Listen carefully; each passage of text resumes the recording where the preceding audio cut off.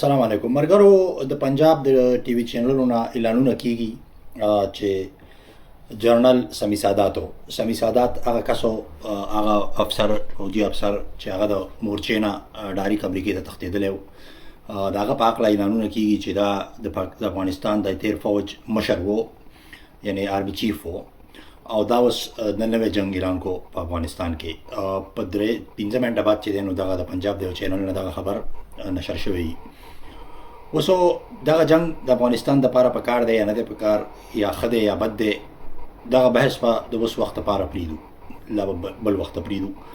بحث موږ کوو اوس په دې وخت کې په پښتونخوا باندې چې د پاکستان د طرفه جنگ اعلان شو، نو دې مطلب دا دی چې د دې جنگ مورچه به یو ځل بیا پښتونخوا وي، او د دې نه مخکې د دوو جنګونو مورچه هغه پښتونخوا تېره شوه.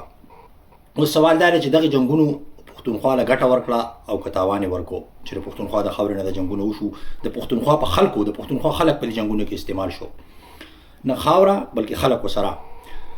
نو که تاسو وګورئ، تېره شپه بله ورځ په سوات کې برید وشو، پای کې 14 کسان چې دي نو هغه ووژل شو. په دې کې 15 داسې ښایسته ځوانان د سکول هلکان پکې وو، ډاکټر پکې وو، او دا پولیس والم پښتانه ځوانان وو، هر څوک چې وو پښتانه ځوانان وو.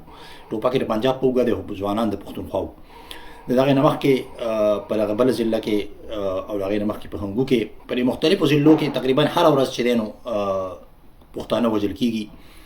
یعنې پښتونخوا د سوات د ټولو نه پوره ضلع چې وه دا پښتونخوا وه. سوات چې دی دا د تعلیم او د ښایست یو مرکز و. د پښتونخوا ښې ادارې د سکولونو، بیا پکې څه لیول پورې کالجونه هم راوتي وو چې دا په سوات کې، او پښتنو به دغلته خلک په راتلو او دغلته به یې خپل واړه داخلول او هغو به سبقونه ویل.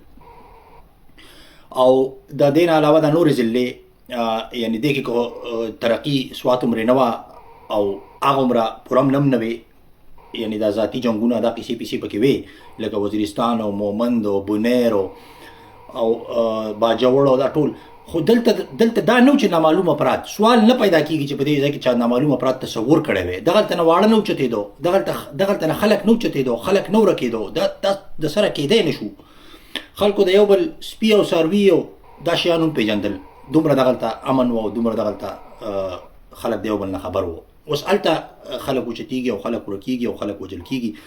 د پنجاب فوج چې کوم دی، د پنجاب چې کومې لښکرې دي، دا یو څو ضلعو پورې محدودې وې. دا هم صرف هغه ضلعو پورې محدودې وې کومې چې د انګریزانو لاندې وې. دغې نورو ضلعو ته دی سر نه شو ورښکاره کولی. نن چې دی نو په دغه ټولو ضلعو کې علم کې ډېرې حصې دغې پنجابي فوج نیولي. د وزیرستان ځنګلونه، د سوات ځنګلونه دا دی اوال ختم یې کړو، ختم شو. د تیرا ځنګلونه دی ختم کړو. اوس لګیا دي په چمن کې، په زیارت کې، هلته هم ډېر قیمتي ځنګلونه اوس په هغې پسې راغستې، هغه ختموي. په باجوړ کې، په دیر کې دلته خلک جوار نشي کرلی، تاسو جوار وریبئ. او پېښور چې دی، پېښور دا د پښتنو د تجارت مرکز و. پښتانه څه کم خلک نه دی، په کروڑونو خلک دی. دا د پښتنو د تجارت مرکز و، ډېر غټ مرکز و. د افغانستان خلکو هم دلته تجارت کاو، د پښتونخوا خلکو هم دلته تجارت کاو. نن هغه پېښور ختم دی. تا چې وایي چې د 2 کروڑو نه، د 3 کروڑو نه سوداګري سیوا شوه، تجارت سیوا شو، او دای کسانو ته پته ولګېده، نو په تا پسې د پرچې د بتۍ پرچې رالیږي چې بته به راکای. هغه بلور صاحب دي د پېښور د ټولو نه کامیاب کاروباریانو، هغو پېښور پرېښوه. بله ورځ مې بلور صاحب بیان واورېدو چې زموږ کاروبارونه ختم شو، موږ نور پېښور کې ژوند نشو کولی، پېښور د ژوند دپاره سم نه دی. زما په زړه دا ارمان دی چې موږ واپس پېښور ته رالی، خو په اوس وخت کې پېښور د ژوند کولو نه دی. نو د هغه اول جنګ دپاره دا سوچ، دا فکر را دننه کو، دا مدرسې جوړې کړې، دا داسې خلک چې هغه نه ګټه پېژني، نه تاوان پېژني، صرف جنګ پېژني، صرف ورتلل پېژني او صرف ورډزېدل پېژني. دا ټولې پرې پښتونخوا کې را پیدا کو. د افغانستان د خلکو نه هم دغه فکر پکې وردننه کو په ځوانانو کې، د پښتونخوا په خلکو کې هم. دا اول جنګ نتیجه وه. د اول جنګ نه وروستو سنه څه اخیستو، موقع وه، سنه څه سپیس و، ژوند پکې کېدو په سنه څه شکل کې.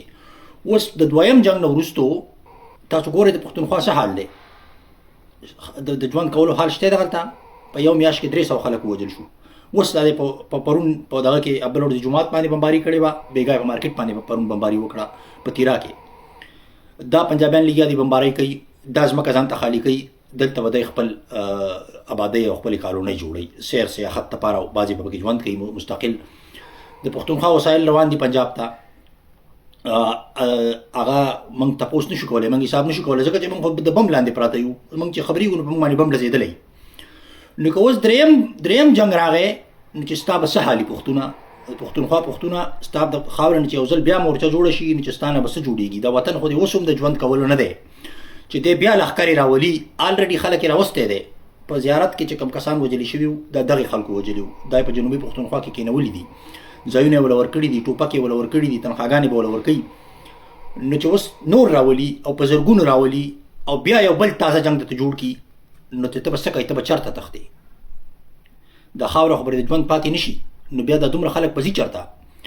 پکار ده چې د دی لاس ونیسئ، پکار ده چې د دی مخه ونیسئ، پکار ده چې راپاسئ، د پنجاب د جنګونو نور ودروئ. پنجاب خو آباد دی، پنجاب خو یعنی غربت که پکې وي خو اوورال پنجاب آباد دی، د ژوند کولو دپاره ښه دی. لاهور د پېښور نه ډېر آباد دی، د لاهور ښار، د لاهور سړکونه، د لاهور ګاډي، د لاهور ریلونه، دا پېښور په 25 کاله کې اوته هم نشي رسېدی، کامن پکې هم راشي. نو هغه خو آباد دی، یو ځان نور آباد دی، او ستاسو په کور کې یو بل جنګ راوړي، یو بل جنګ درته جوړوي. نو د سړي زامن شئ، راپاسئ، مخه یې ونیسئ. که څه قرباني پکې ورکول غواړي ورکئ پکې، خو نور د خپل وطن، د خپل کلی، د خپل کور د ژوند کولو نه مه وباسئ. السلام علیکم.